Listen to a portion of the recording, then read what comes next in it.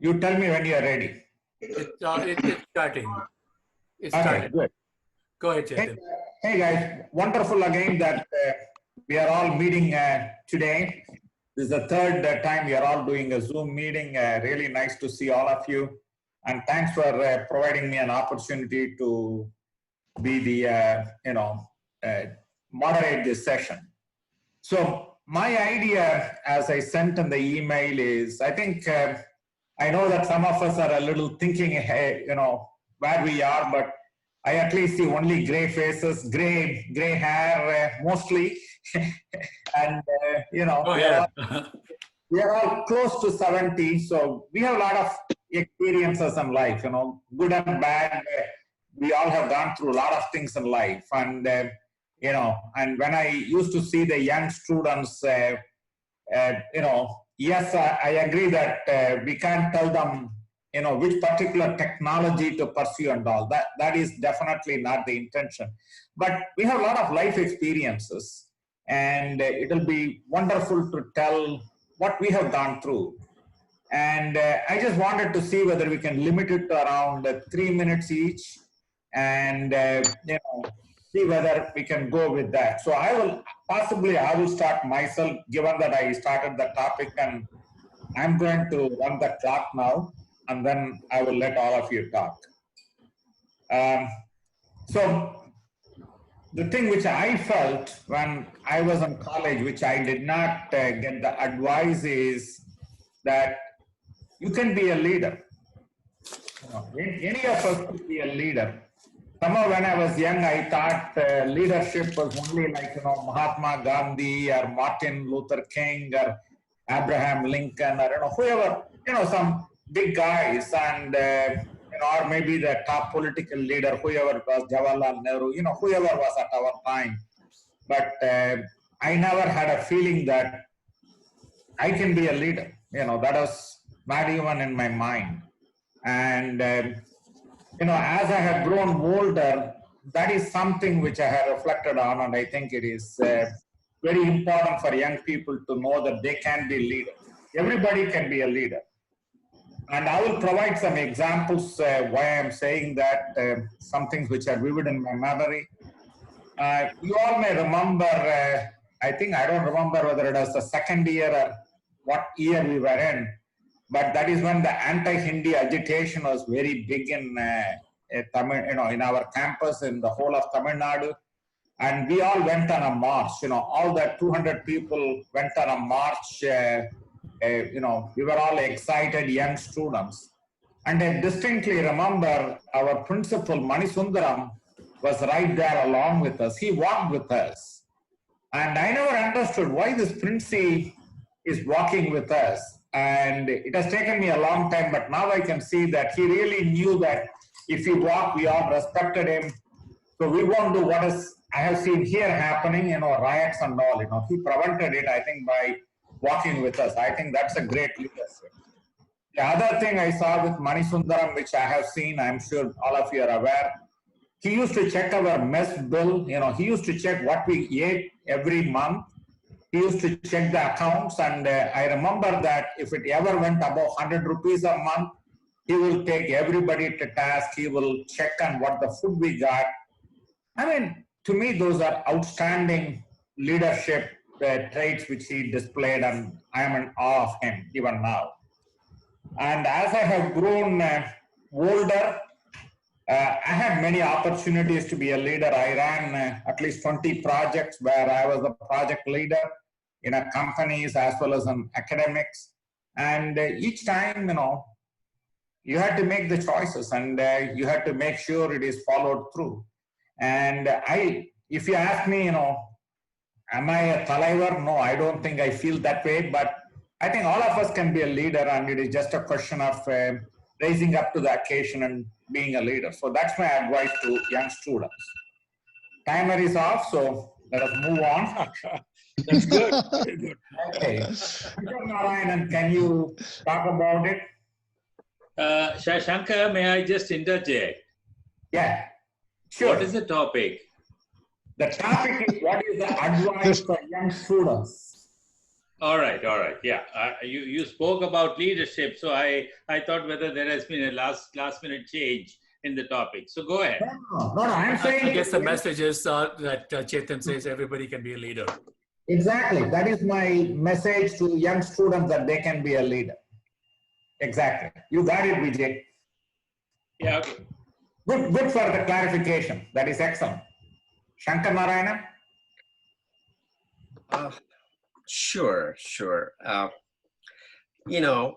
just want to make one point on your comments on leadership, and I think for me, when I looked at my experience at GE, the leadership qualities that I felt were exemplified by people who worked there the most were not necessarily the officers of the company or the CEO or the people who ran the business unit, but the people who had the most influence with others.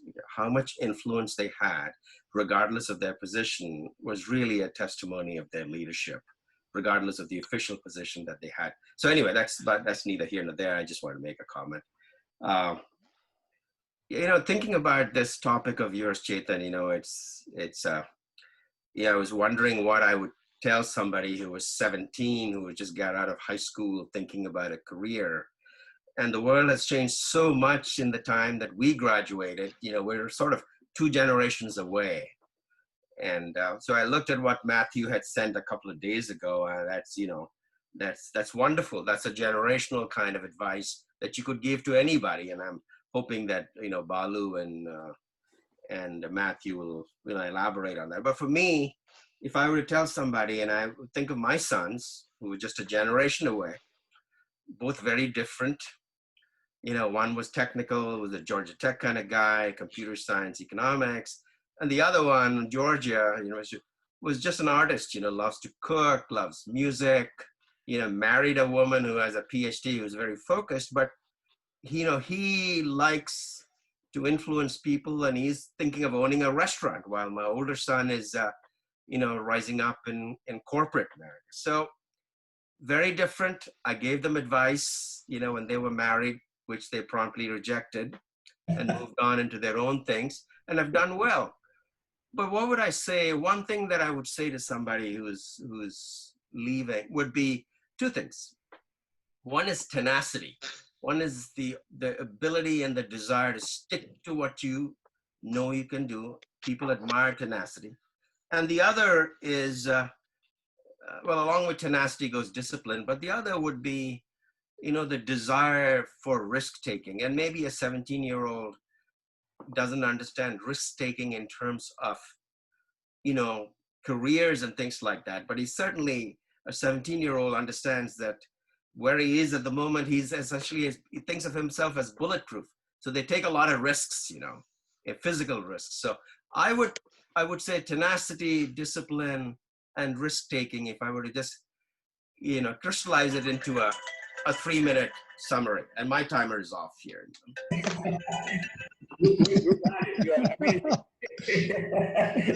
Okay, how about Balu? Oh gosh, now my timer is on. Okay, much of what I'm going to say is really what Matthew had written. Very early in the game, I'm going to speak from my experience. Very early in the game, I found 2 distinct type of people.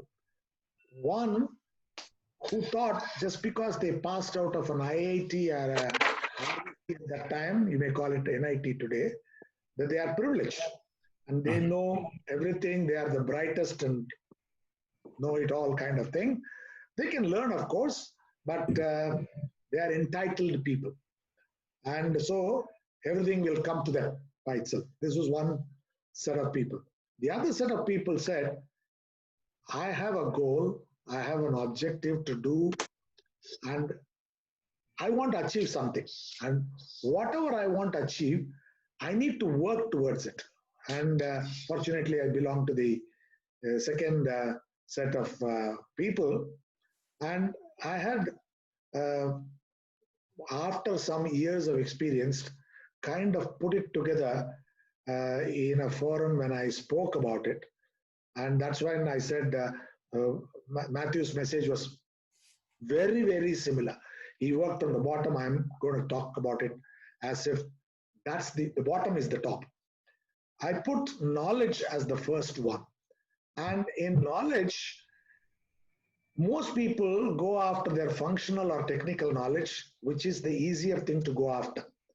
But there is a knowledge of the environment, which includes competition, what kind of laws you're working under, so on and so forth. And it's a very wide one. The third kind of knowledge is, what is the knowledge which will make my position kind of unique? What is it that I can bring beyond my normal technical functional knowledge and that I understand the environment where I'm working in? What else can I do? For example, in my case, I was an engineer working on a shop floor, and my CFO gave me an opportunity to learn finance. And that came in very handy later on. It was not in my domain, but to be able to do something completely different or acquire knowledge completely different, I think was an important one. So I put that as K. The next one for me was the attitude. And you see in life people who have a positive attitude, they will take things at face value, they will go after things. And you also think, you see people who suspect everything, they don't trust other people easily, they have a inbuilt negative attitude. And I think it gets formed right in the adolescent, late teen, college days, and then it kind of carries depending upon who you interact with and what your experiences are. So my advice to people would be, look at your attitude. Are you having a positive attitude? How do you shape your attitude towards a positive side of it? So I put that as A, and I can expand on the attitude, but knowing the 3-minute limit, I'm going to stop there. Excellent. The third one, not fully, still, I've got 2 more to finish. You need to give 1 minute extra if I need. Your time is up. So yeah, at least 1 more minute. I can't finish that. Okay. The third one is the skill. People will talk about leadership skill, interpersonal skill, all these things. But I realized very early in the game, you need conceptual skills, which becomes extremely important for you to conceptualize what you're talking, and then walk the talk, and then make sure that your concepts are properly aligned with your objectives. And then I put the last one, which is the H, hard work. Irrespective of what you have, if you're not ready to do hard work, nothing works. So KASH, I coined the term cash for cash. KASH or CASH. That was my term. Outstanding. Wow. That is amazing. Good. Then we move on to Kasi. Sure. So one of the first things I would advise anybody is be inquisitive, seek knowledge, all the things that we all talk about. But the message I want to give them is seek the answers to the questions, but then question all the answers. I think it is very, very relevant today, especially with all this fake news and with all the social media and all kinds of stuff. So be inquisitive, but apply it in such a way that when you get the answers, don't take the answers for granted. Question it, make sure it is relevant and that it makes some logical sense, or question the logic itself. The second thing is be a well-rounded person in life. It's not what you know, but who you know, and where to get the answers. Those are all important. And don't be just a bookworm. Don't acquire knowledge through just your books, but through interaction with others and leverage based on who you know, where to seek the knowledge, where to get the knowledge. Because you can never have all the knowledge. You can never possess everything by yourself. You need to get it somewhere. As long as you know where to tap it, who to tap it from, I think you're a winner. Because one of the mundane things today is everything is electronics, computers. Even if you're a mechanical engineer, you need to be well versed with the digital side of the business because that is the way of life.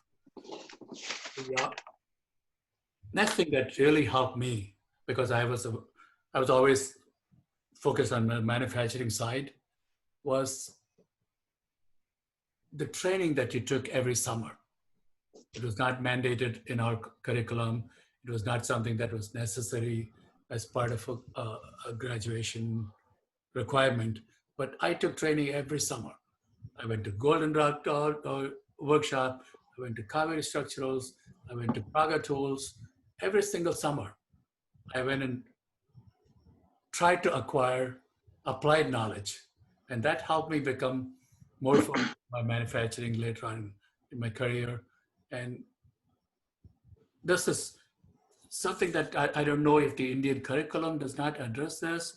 The engineering, one of the best things that happened to my daughter, or the course that she took, was that 3 months she'll be in school, 3 months she'll be working. I wish I had that kind of an exposure. By the time she finished her graduation in 5 years, she had 2.5 years of working experience. The last, to be within the time frame, is to say something that is opposite to what Shankar was saying, or maybe this also complements what he said. Don't be so rigid on your focus. Be open-minded, because you never know what is relevant today may become irrelevant tomorrow. So don't say that this is my job. This is what I want to focus in. This is a specialization that I want to be in. Be open-minded. Be flexible. Go with the flow, and be ready to apply yourself whatever life hits you with. That's it. Thank you. Ajmal, can we have your advice? Yeah, I was thinking about 3 things. One is the what Matthew has said, the attitude. Attitude, I think, is very important. Like Balu also touched upon attitude. One thing very peculiar about attitude is it's binary. It's positive or negative. You have an attitude or you don't have an attitude. You have a good attitude or a bad attitude. There's nothing in between. So for a youngster, he not realize the importance of attitude when he's just as at 17. But it's very important that he has to build up a good attitude. So how does he do it? It becomes very important when you later on when you take up a job or to do anything or do a business, whatever. Building up attitude, basically, I think one can do as a student is that you care for others, care for your colleagues, you care for your batchmates, or care for a professor, care for institution, and things like that. So when you care for others, so you start developing the attitude. So when you come out as a man with a good attitude, which is very important. For me, when I was in the Air Force, I realized that the attitude, and another point which I want to touch upon is the integrity. The attitude and integrity are not talked about at all, because they are basically taken for granted that everyone in the forces, every officer in the forces, or even every soldier in the forces they have an attitude, good attitude, and has integrity. That is also, that's one reason why it was so, was because during the selection process itself, only those people with the attitude and the integrity are perhaps absorbed, and then they are groomed so that they develop the attitude and the integrity for the whatever they're doing. I found it strange when I came out of Air Force and went into the civil industry, I was in the IT company. I found one of the attributes people were judged upon or they were cited upon was the integrity. It was strange for me that integrity is being assessed. It is not taken for granted. So that was something which was strange for me coming from the defense background. But then I had a discussion with the CEO also. This guy also had a defense background. He was the owner of the company, and the CEO and managing director. Then he explained why in non-defense sector, integrity has to be looked upon. So there are two factors. Other thing I want to touch upon was what Kasi said. Maybe I'm complimenting him, I don't know. Kasi said that you question everything, which is not the normal thing in the defense services. You just accept what the senior says or the commanding officer says. And there was strange for me when I came out of the Air Force and then went into civil industry. But I realized that it was good thing to not to question immediately. What was expected was that what I found more useful was that you don't have to question immediately what the boss says. You try to understand why he says, what is the reason. Yeah. Especially you have different roles to play. Especially when the CEO says something, he has some reason to say that. Maybe I don't understand that. So take some time, try to understand why he's saying that, in what perspective he's saying that. And then if you still have a question, then go back and discuss. This is very useful. So I think the youngsters could develop this also, that you don't have to question immediately what is told to you. Try to understand in different perspective. And then if you still have not able to reconcile, then you go back and discuss with him, or then have a discussion. So there are three things which I think, which I thought young students should maybe think about. Yeah. Excellent, Ajmal. Thank you again. Yeah. Prakash? Yeah. Hi, guys. Hey. I think I'll try and stay out of discussion or clear of the discussion about leadership, because not 3 minutes, I may not be able to stop even after 30 minutes. So I'll stop there, because I got an opportunity from my school days onwards to be in leadership position, and soon after my MBA as well. And so, lots and lots of things there, learning, making mistakes, learning all over again, learning from Malayalis, learning from Maharashtrians, learning from UP Walas, learning from people half my age, and teaching them as well. So I want to raise, or I want to bring in one or two points which I really thought was the way the discussion was going to go on today. As I said at the right at the outset, when you proposed, Shankar, this discussion, is that I'm completely flummoxed, or to use Akashi's term, gobsmacked, if I may, without really knowing the meaning of that term. When I think about what am I going to tell a youngster, regarding how he should prepare himself for the world, about which is going to come, about which I have very little clue. I can try and imagine, project, but really how it will turn out, I have no idea.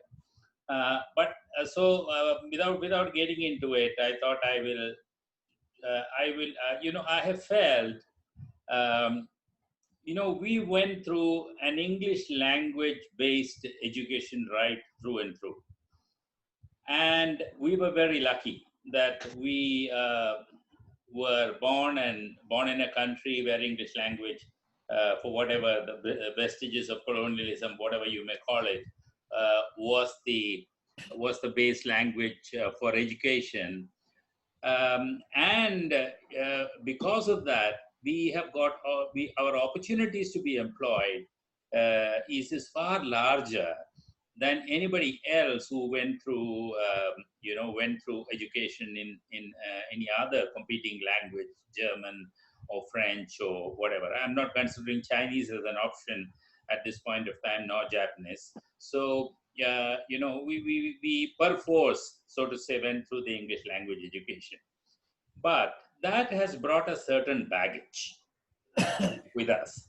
We tend to look at everything from the English Western, the English Western viewpoint. We read everything that is written in that language, English Western, English language with Western culture.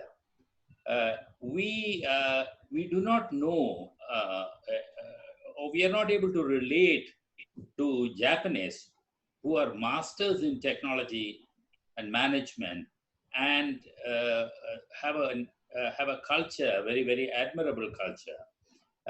Even Germans, for that matter, Anglo-Saxon, German, very close to English, and so on. But you know the way the Germans think, and so on. So apart from history, which of course is written always by the victor, and we read the history written by this thing. But apart from that, I think our culture orientation is slightly at a disadvantage in today's globalized world, where English is not the only language.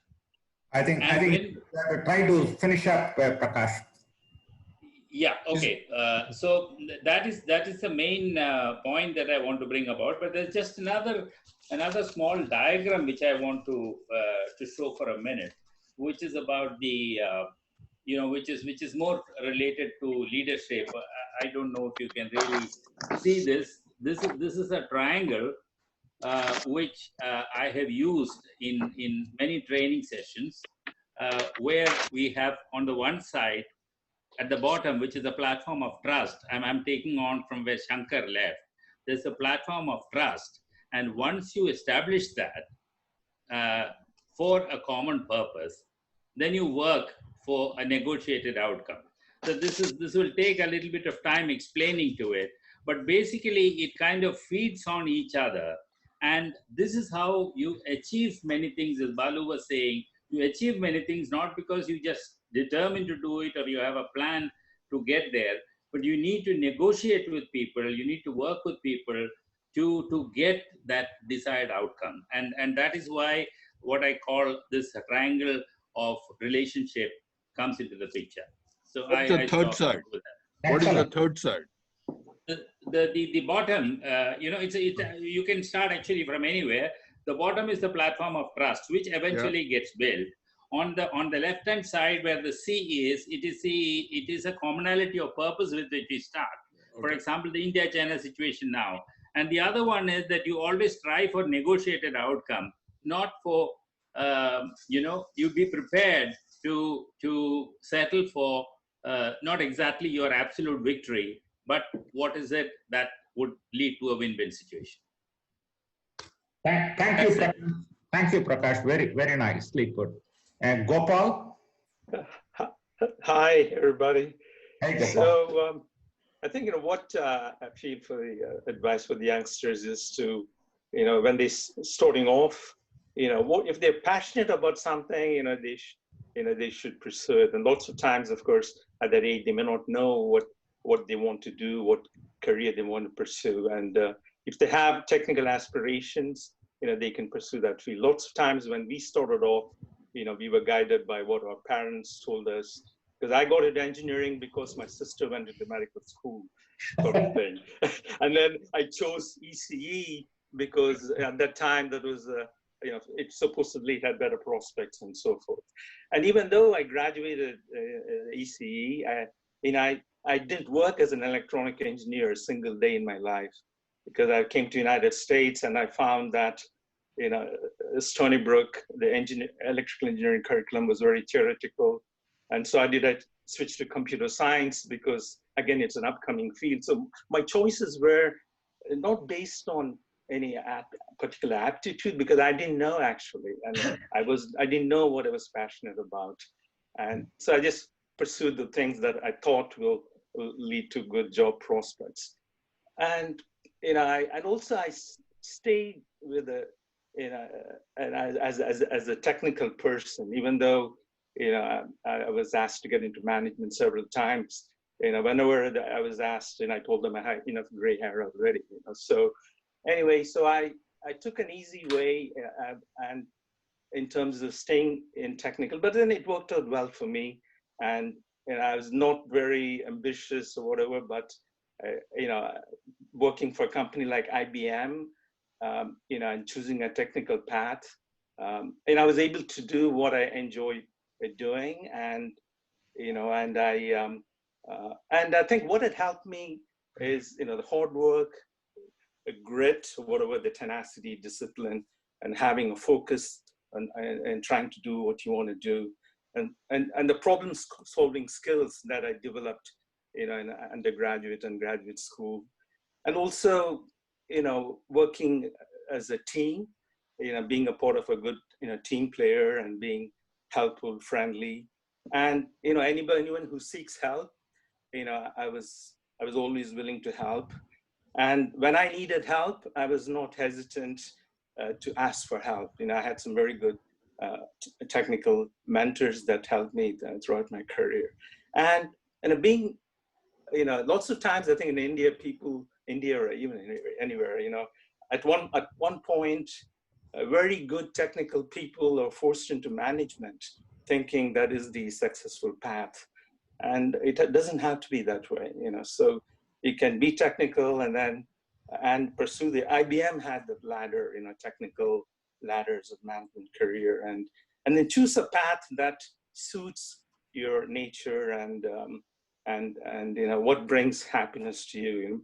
Being a technical, I was able to spend more time with the family and travel and pursue the things that have more interest, because it was a less stressful job. And so one doesn't have to get into management if one is not suited for it. And of course, people with leadership skills and management skills, that could be the right way, but it doesn't have to be that's the only way to succeed in life. Okay. Great, Gopal. Thank you again. Matthew? Right. Matthew, can you speak in English? Am I audible? Am I audible? Yes, sorry. Can you speak a little louder, please? I can speak a little closer to what I think is the microphone, but I'm not That's too good. sure. It's good. Whenever I'm going to interact with somebody, I try to put myself in that person's position. So I think I misread the topic somewhat. I thought we were going to talk about people who are graduating, because I think we heard about people like I don't know, Satyam Nadella or somebody, or whoever that president was, Trichy. giving a graduation class story. So that's where I aimed my document at. That is fine. But I wanted to talk about the fact that I put myself in somebody's shoes. So I went back to when I was about 15, 17, joining college, and I wondered what I thought about 70-year-olds. Now, actually, I hardly thought about 70-year-olds. If I did think about them at all, I thought about them with kind of a benign tolerance. And if they were trying to offer me advice, if I was feeling good, I might listen a little politely and ignore anything they said. And if I was not, I would probably rudely walk away or something like this. So as a 70-year-old, I would totally hesitate to give any advice whatsoever to a 17-year-old unless he asks for it. He or she, preferably she, asks for it. And in that case, when you look at yourself as a 15, 17-year-old, there was a song the Beatles sang at that time. It was When I'm 64. I don't know if you remember the song. And Now we forgot, we are 70. I'm going to tell you, at the time the song came out, when we were about late teens, something like this, 64 seemed like a million years away. I didn't think about ever reaching the age of 64. So the trouble with us when we reach 60 plus to 70 kind of thing, we tend to think that we have the right experience to give to kids of 15, 17, and we usually end up talking about our achievements, and they're least interested in that. So the important issue here is that at 17, if you see a guy at 17, it's better to shut up and wait until they ask for something. If you see somebody who's graduating from engineering or so on and so forth, then maybe you can start talking a little. But they normally look for people around 30, 35 because they see them as the big big hoo-has or the big mentors that they can possibly follow.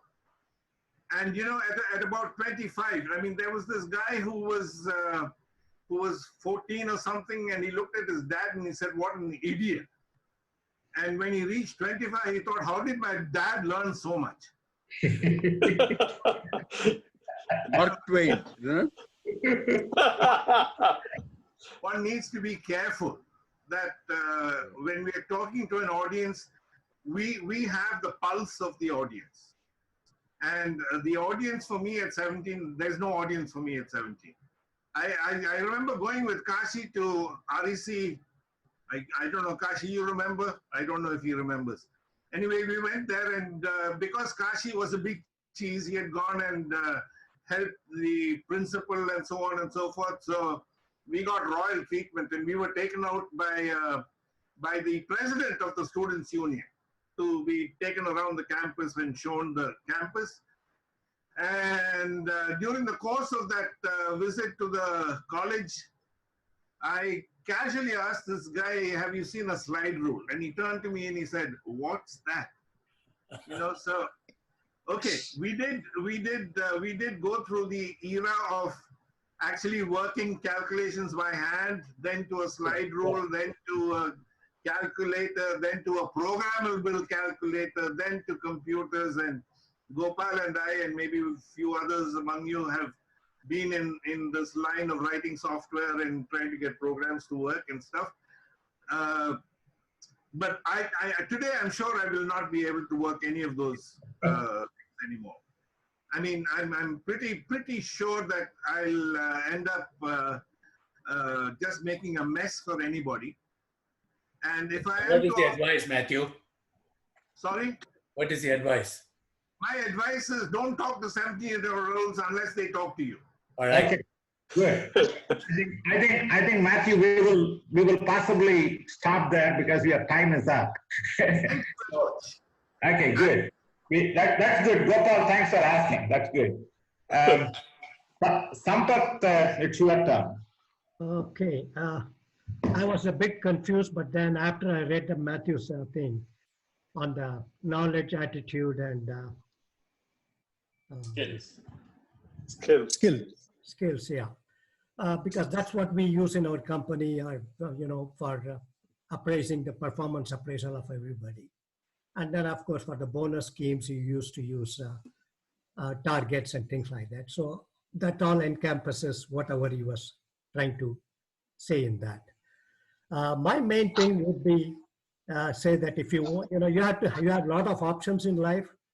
You don't have to accept whatever comes. So make your choice based on what you think you want it. And that also changes with life. Today it might be this, tomorrow it might be something else. But don't be worried about failures and success, because failures can teach you a lot of things. Success doesn't teach you much. Failures definitely teach you a lot of things. You get up and start getting into something newer than what you did. And most of the time you will come out more successful than things where you are pushed around and waiting for something to happen. And my experience in life is, because I've traveled all over the world and worked with so many different communities, my thing is you have to adapt to changes. Don't be very regimental in your mentality. Keep an open mind. You can always win. And don't bother about success and failures, as I said. And I would say that most important is you have to have risk-taking ability, not mitigation. Most of the MBAs and others, they always talk about mitigating risk. No, take risks. So work on, take some risk and see what happens. There's nothing, you have one life, enjoy it. And then the other thing is stress management. there are going to be a lot of stress in any job you do. How do you manage the stress? You have to maintain a very good health. You know, a lot of times if I am stressed or something, I just go for a run or I go to yoga or do whatever I want. And that gives you a, you know, calmness of your mind so that you can decide correctly what decision to take instead of just, you know, jumping into and getting stressed for nothing. And you know, if you, these are the basics. And then as far as knowledge is concerned, my thing is you can either go vertically integration in the knowledge, that is you go for application, or you can do the, from application you can jump to you know, different lines within your application, like you can be in design, construction, this and that, so you can keep on adding all those manager or whatever you want to be. Or you just go into PhD or something where you want to be a highly technical guy, so you can go. Or some people might change in between. So that's what I can say about the whole thing. My time is over. Yeah. Very good. Thank you. Keep that smile. How do you keep that smile? Okay, now Murthy, it comes to your turn. Okay, well, see, I think I was put in a position where, you know, I was about 21 years old and everyone else under me were 2 years apart. So all these teenagers telling me constantly I didn't know anything, and which kind of confirmed the process. Even at 70, I don't know anything. So, but along the way, I think I learned a lot here. And what a group, I tell you this, 10 people here, we got very lucky choosing this. Now, one time, I think talking about GE, they asked this guy, you know, Jack Welch, I said that, how do you measure this leadership? Because you are into measurement. And his answer was, well, he said, no, measure, metric, tell me, how do you do it? Answer, he thought about it, he said, yeah, I got it. I said, what? How many leaders are you going to create along the way? So in other words, then she said, give me an example. Martin Luther King, Gandhi. None of the leaders really ask you to lead, you know, follow. People follow because they see a value in it. Okay, that's the beginning of what I'm saying. What I want to end with is that I stayed in R&D, and my name is Murthy Divakar. People talk to me about Murphy's Law all my life. So I came along the way, somewhere along the line, my boss told me, Murthy has a law called Murthy's Law, which is a backup to backup. Assume everything is going to fail. But you are R&D. R&D by definition is, you know, you got to dream up something and come up with something new. So my definition of R&D is take a risk, like both Shankar and Sampath were saying. And D is to demonstrate the value. Unless they see the value, either through knowledge or whatever it is, you know, they're not going to follow it. So now coming back to your question of what do you tell these people, 17-year-olds? And that is the time where, whether you like it or not, you have to at least say that, look, I went through this, take it or leave it, this may be beneficial, and things are going to change. So again, the way I see it is that, you know, just look at the way, you know, we are going in propeller aircraft. So now today you can put a man on the moon. Look at the technology, how much it has changed. And then forward looking, that technology is going to change, but there are so many tools that are available. Example, you know, machine learning, and tomorrow, you know, space technology. Look at the, you know, SpaceX. So I think what you say is that, look, guys, you have to get these skills that I could not get before. And you have to be a T-shaped guy, meaning be good at a couple of things, very deep. No one can touch you in the technical skill, but you have to be horizontal, meaning you should be computer expert, you should be HR guy, you should know the finance, and that's what the people are training towards today. Plus, you got to get the soft skills like the history of what? History of Samsung company, history of some other GEs, you know, all this, so that you are kind of mentally prepared. And as Sampath again is saying, you got to be flexible. The world belongs to people who can adapt themselves. Okay, so I think I stop with that. That's And- excellent. Huh? I appreciate it, Murthy. I think what I would like to do now is, we know the order in which we talk. I just want the one sentence advice. You know, we have had it.